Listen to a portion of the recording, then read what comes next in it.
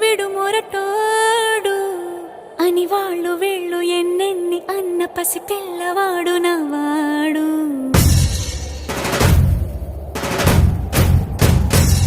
విడు ముండోడు అని ఊరు వాడ అనుకున్న గాని మహారాజు నాకు నవాడు.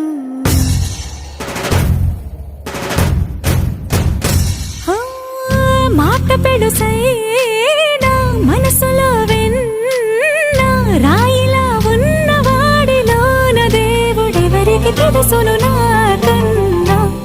సూసేకి అగ్గిరవ్వ మాదిరే ఉంటాడు.